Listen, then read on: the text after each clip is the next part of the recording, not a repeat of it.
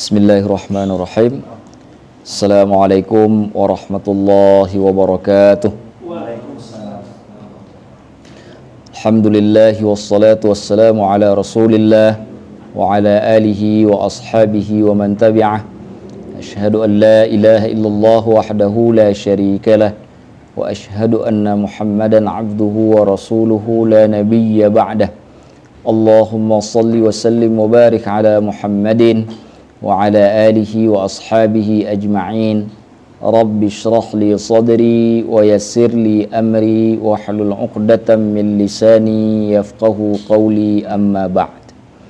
Teman-teman yang dimuliakan oleh Allah Subhanahu wa taala, alhamdulillah malam ini kita bertemu kembali untuk melanjutkan pembelajaran fikih dalam mazhab Syafi'i, yang insyaallah kita akan menyambung pembahasan sebelumnya, di mana sebelumnya kita sudah membahas tentang rukun daripada wudhu, yang jumlahnya semuanya ada 6 rukun. Insyaallah malam ini kita akan lanjutkan dengan membahas sunnah wudhu, apa saja daripada sunnah wudhu yang bisa kita lakukan bersamaan dengan rukunnya. Namun sebelum kita mulai, seperti biasa kita baca doa terlebih dahulu. Mungkin Muammar tolong dipimpin.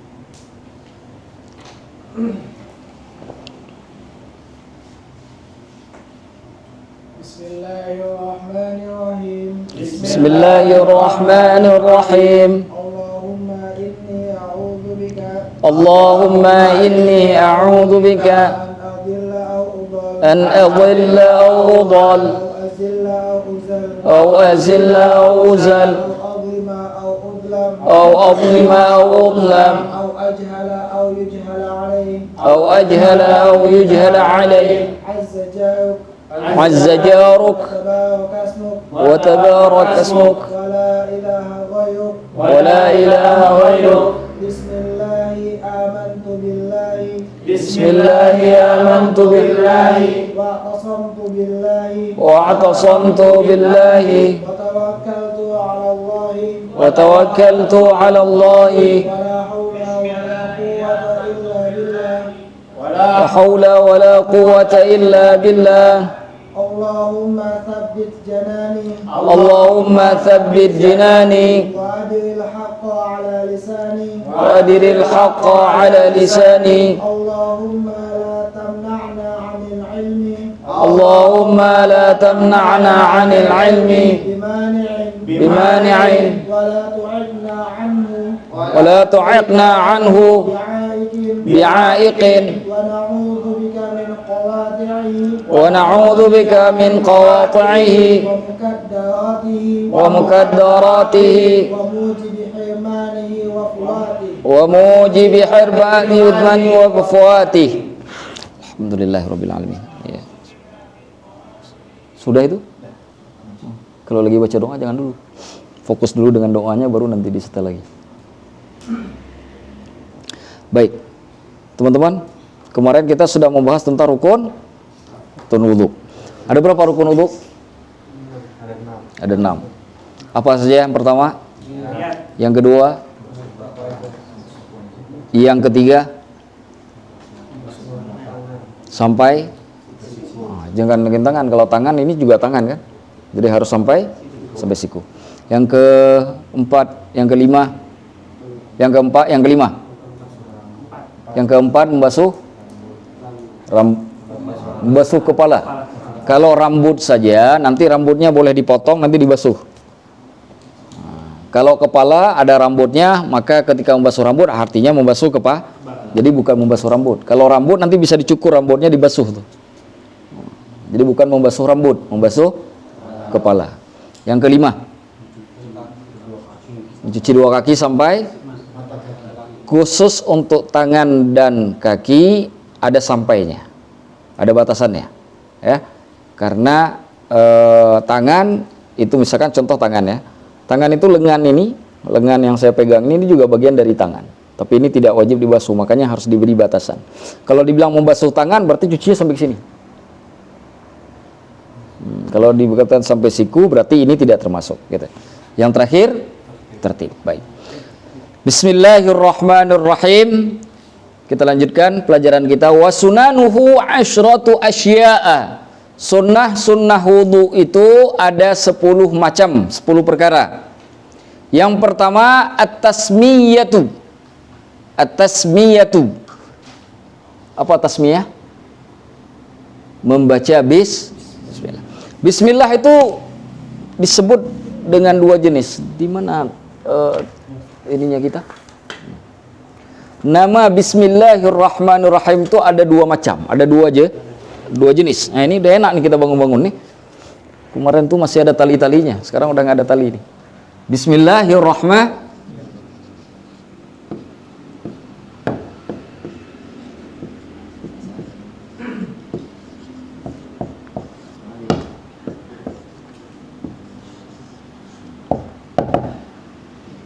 Bismillahirrahmanirrahim. Nah, ini boleh disebut dengan al-basmalah. Al-basmalah. Boleh juga disebut dengan at-tasmiyah. At-tasmiyah. Nah, basmalah itu singkatan dari bismillah. Basmalah singkatan dari bismillah. Kalau at-tasmiyah itu dari kata ism. Karena di sini ada nama ism. Maksudnya adalah nama Allah. Jadi kalau disebut basmalah itu singkatan dari bismillah, kalau disebut at-tasmiyah itu menyebut nama Allah. Karena kata at-tasmiyah itu adalah penyebutan terhadap nama. Maksudnya nama di sinilah nama Allah. Ini 2 nama dari bismillah. Ya, cara menyebutnya. Jadi boleh disebut basmalah, boleh juga disebut tasmiyah. Jadi kalau disebut baca tasmiyah, nama sendiri nanti disebut, bukan nama Allah. Sekurang-kurang membaca bismillah itu tanpa menyebutkan ar-Rahmanir-Rahim. Jadi kita baca bismillah, udah. Itu sekurang-kurangnya. Yang paling sempurna dengan menambahkan ar-Rahmanir-Rahim. Jadi kita baca bismillahirrahmanirrahim seperti ayat pertama dari surah Al-Fatihah. Sudah. Yang mau ditulis silakan ditulis. Yang kedua. Nah, sekarang ada pertanyaan begini. Ustaz, bagaimana kalau saya lupa baca bismillah di awal? Ya memang gak apa-apa. Nah, namanya sunnah. Tapi saya pengen baca ulang. Bisa nggak? Kalau lupa baca bismillah di awal, lalu kita ingin membacanya selama masih dalam proses kita berwudu belum selesai, boleh dibaca kapan saja. Selama lupa. Nah, tapi jangan disengaja, karena bismillah itu adalah perbuatan yang kita baca sebelum kita melakukan suatu perbuatan. Tapi kalau lupa, tiba-tiba misalkan kita sudah cuci kepala, baru ingat, ya Allahu Akbar, saya belum baca bismillah. Dibaca pada saat itu, bismillahirrahmanirrahim. Tapi kalau sudah selesai wudu udah selesai nih, maka bismillahnya tidak lagi dibaca. Karena perbuatannya sudah selesai. Begitu ya. Supaya dapat sunnahnya, kalau lupa baca wudu, baca bismillah pada saat wudu, maka dibaca di pertengahan. Nah, bagaimana kalau kita wudu di WC? Kapan kita baca bismillahnya? Baca sebelum masuk. Masih di pintu. Jangan di dalam, kita baca gede pula suaranya. Menghadap ke tempat itu lagi. Bismillahirrahmanirrahim. Bacanya sebelum masuk. Bisa dipahami?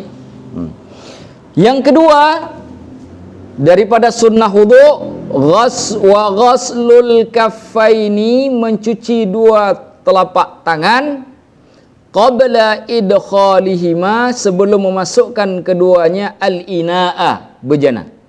Jadi membasuh telapak tangan sebelum memasukkannya ke dalam bejana. Ini sesuai dengan hadis Nabi SAW ketika kita bangun dari tidur, Nabi menyuruh kita apabila kita ingin berwudu, jangan langsung memasukkan tangan ke dalam bejana atau dalam ember atau apapun itu, tapi cuci dulu di luar ember. Nah, cuci dulu 3 kali. Cuci 3 kali. Sampai 3 kali. Kenapa? Kata Nabi, kamu tidak tahu di mana tanganmu bermalam.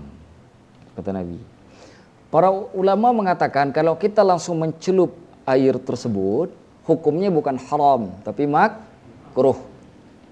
Hukumnya bukan haram, tapi makruh. Tapi kalau kita pastikan tangan kita suci, maka boleh langsung mencelupnya dari sejak awal. Tidak jadi masalah. Bisa dipahami sampai di sini? Baik. Nah, cara mencuci itu dipakai juga saya. Oh, enggak usah. Karena ini banyak sekali. Ini udah 2 tambah 3. Ini 2,5 nih, karena ini nggak dipakai. Cara mencuci telapak tangan itu sampai dengan al-ku'. Al-ku' itu pergelangan. Sampai pergelangan tangan. Jadi cucinya bukan ini aja cuci, ambil cuci begini. Bukan. Cuci, nah, basuh sampai tangan ini. Semuanya. Sudah dipahami? Nah, pertanyaannya sederhana. Kapan baca niatnya? Hah? Pas muka. Kemarin kita sudah jelaskan kan? Dinukilkan oleh Abu Syuja', dinukilkan oleh Ibnu Qasim Al-Ghazi, dinukilkan juga oleh Imam An-Nawawi dalam Minhajut Talibin. Akan tetapi kata Imam An-Nawawi, qila, itu kalimatnya, qila, disebutkan, dikatakan. Kalau dikatakan qila di dalam kitab, kalau kita baca kitab-kitab para ulama ada kalimat qila, itu menunjukkan ada pendapat. Atau dalam bahasa yang lain, qila itu kita artikan ada yang mengatakan. Nah, ada yang mengatakan dibolehkan niat dengan cara pada saat kita melakukan atau membasuh bagian wudhu sebelum muka. Yang sunnah. Nah, itu satu pendapat. Sedangkan dari sisi wajah itu tidak ada perbedaan pendapat. Semua sepakat. Nah, sedangkan ada pendapat yang mengatakan boleh sebelum wajah. Tetapi kalau di wajah itu kesepakatan. Bisa dipahami sampai di sini? Baik. Nah, yang mana boleh nggak kita cuci tangan itu kiri dulu baru kanan? Nah, sekarang pertanyaannya, bolehkah mencuci kiri dulu baru kanan? Hah? Apa alasannya? Iya, boleh mencuci tangan sebelah kiri dulu. Nah, boleh ngambil, cuci kiri dulu baru gigi ke kanan, dibolehkan. Nah, tetapi Rasulullah SAW selalu mendahului perbuatan kanan atau sebelah kanan apabila melakukan hal yang baik. Kalau kita masuk WC dengan kaki kanan terlebih dahulu, haram atau bagaimana? Tidak haram, karena itu dari babul adab. Ya, jadi kita masuk ke WC pakai kaki kiri, keluarnya pakai masuk masjid, keluar masjid, masuk lapangan bola, mana saya boleh. Nah, kalau lapangan bola mau kanan mau kiri terserah, itu tempat yang netral. Nah, ya, nah, boleh kanan, boleh kiri. Betul Pak Bibi? Ada pendapat lain? Oh enggak.